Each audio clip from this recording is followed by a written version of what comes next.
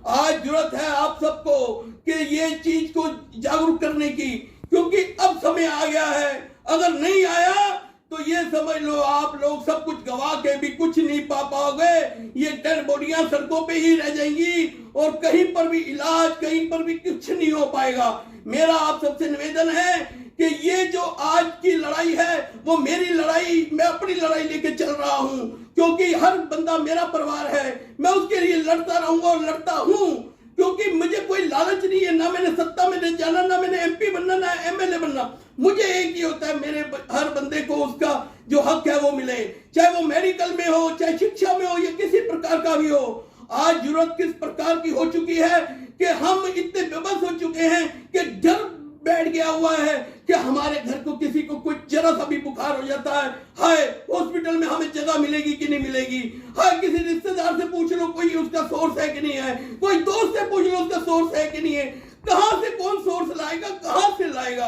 आज नहीं है किसी के पास सोर्स, आज सारे बेबस हो चुके हैं। मेरा आप सबसे यही निवेदन है कि ये जो आज मुहिम चल रही है इसको सरकार तक ले जाओ, क्योंकि आप नहीं ले जाए तो अपने सबको खो बैठोगे, फिर पछताए क्या हुआ, कुछ नहीं हाथ में आएगा।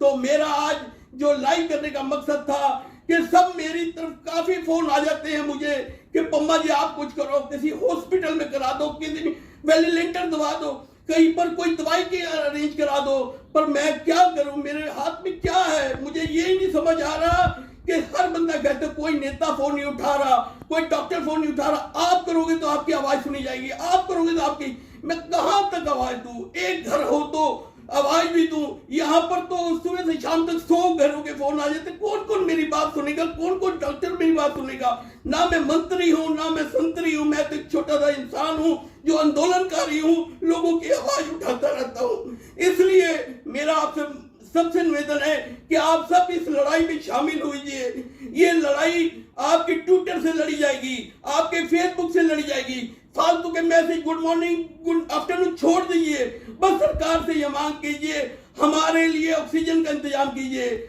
हमारे लिए वेंटिलेटर का इंतजाम कीजिए, जो लोग बीमार हैं उनको जगह दीजिए। अरे क्या वो सड़कों पे मरेंगे?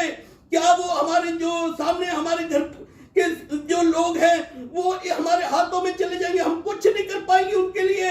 हम इतने बेबस हो गए।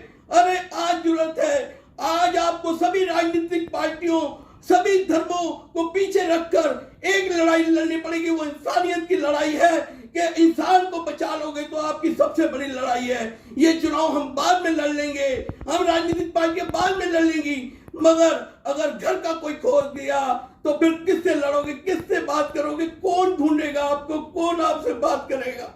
तो मेरा आप सबसे यही निवेदन है कि आइए इस लड़ाई में इकट्ठे होइए। एक ये मत परमजीत सिंह पम्मा एक छोटी सी कड़ी है जो आवाज उठाता रहता है, लोगों की लड़ाई लड़ता रहता है, मगर हाथ में कुछ भी नहीं है। मेरे हाथ में कोई जादू की छड़ी होती तो मैं ऐसी जादू की छड़ी घुमा देता, सबके लिए मैं इलाज लाता, सबके लिए कुछ ना कुछ लाता, मगर मेरे हाथ में इस समय कुछ नहीं है। मैं आप सबसे निवेदन करता हूं कि मेरे से जितनी कोशिश होगी मैं आपके लिए करता रहूंगा, जितने भी मेरे सोर्स है मैं लगाता रहूंगा, मगर मैं भी इस समय बेबस हो चुका हूं। मुझे भी लगता है कि मैं इस लड़ाई में हार चुका हूं। तो आप सबसे निवेदन है कि इस लड़ाई की मुहिम बनाइए और सरकारों को जगा दीजिए कि एक सरकार को पता लग जाए, कोई भी सरकार है, मैं किसी पार्टी के खिलाफ नहीं हूं, मैं किसी राजनीतिक पार्टी के खिलाफ बोलने को नहीं कह रहा हूं, मैं उन सरकारों के सिस्टम के खिलाफ बोलने को कह रहा हूं जो हमें इस मुश्किल की घड़ी में हमें अकेला छोड़ दिया, हमें बेबस छोड़ दिया। हमें डॉक्टर जो हैं वो भगवान का रूप है, वो डॉक्टर भी बेचारे क्या करें जब उनके पास बेड ही नहीं है, उनके पास इतना सुविधा ही नहीं है, जब गैस का सिलेंडर ही नहीं होगा, वेंटिलेटर ही नहीं होगा, दवाइयां ही नहीं होंगी, वो डॉक्टर भी क्या करेगा?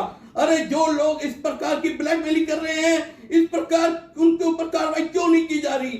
क्यों नहीं सरकार उनके ऊपर सख्त कदम उठा रही? क्यों दवाई जो बेच रहे हैं इस प्रकार की उनको क्यों नहीं धरपकड़ जाया जा रहा? क्या अब हमारे यही होगा कि एक तरफ तो हम अपने रिश्तेदारों के इलाज के लिए इधर उधर घूमे, दूसरी तरफ जो दवाई कई हजारों रुपया फालतू खर्च करके खरीदें? मैं आपसे बार बार हाथ जोड़ के निवेदन कर रहा हूं कि जाग जाओ, इस लड़ाई में शामिल हो। और मेरा खासकर दिल्ली से गुरुद्वारा प्रबंध कमेटी के जो चुनाव लड़ रहे हैं उनसे भी निवेदन है, भाई अब चुनाव आप किसी टाइम भी लड़ सकते हो, कोई भी सत्ता पा सकते हो, मगर ये हालात में मत ये सरकार को लिख के दो कि हमें चुनाव नहीं लड़ना। किसके घर में वोटें लेने जाओगे? हर घर में कोई ना कोई बीमार है, कोई ना कोई उन्होंने अपना खो दिया है। इस प्रकार की हम राजनीति लड़ के क्या करेंगे? इस प्रकार की हम सत्ता लेके क्या करेंगे?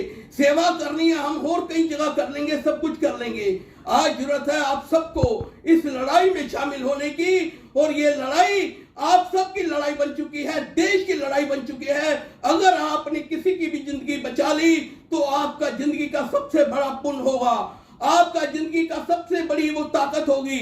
तो मेरा आज इतना ही लाइव है। मैं क्योंकि इसलिए लाइव में आया क्योंकि लगातार मुझे हर बंदा आधे घंटे बाद फोन कर रहा है कि पम्मा जी कुछ करो, पम्मा जी कोई हॉस्पिटल ढूंढो, पम्मा जी किसी प्रकार का कोई डॉक्टर का बताओ, कोई दवाई का अरेंज करा दो। मैं हाथ मलता रह जाता हूं।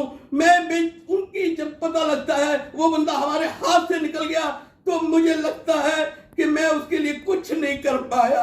25 साल में मैंने जो किया वो सिर्फ लोगों की आवाज उठाने के लिए किया, लोगों को जागरूक करने के लिए किया कि अपनी मांगे आगे रखो, अपनी चीजें आगे रखो। मगर उस समय लोगों को लगता था ये इंसान पागल है, ये इंसान ऐसे ही आवाज उठाता रहता है, इसका काम है। मैं तभी कहता रहा कि हमें कोई धार्मिक लड़ाई नहीं लड़नी, हमें मुद्दों की लड़ाई लड़नी है। हमें हॉस्पिटल चाहिए, हमें स्कूल चाहिए, हमें कॉलेज चाहिए, हमें लोगों के लिए नौकरियां चाहिए। इस चीज की लड़ाई लड़ता रहा मगर नहीं जीत पाया। आज मैं भी हार चुका हूं क्योंकि ये लड़ाई अब बड़े एंड तक पहुंच चुकी है। जय हिंद, जय भारत।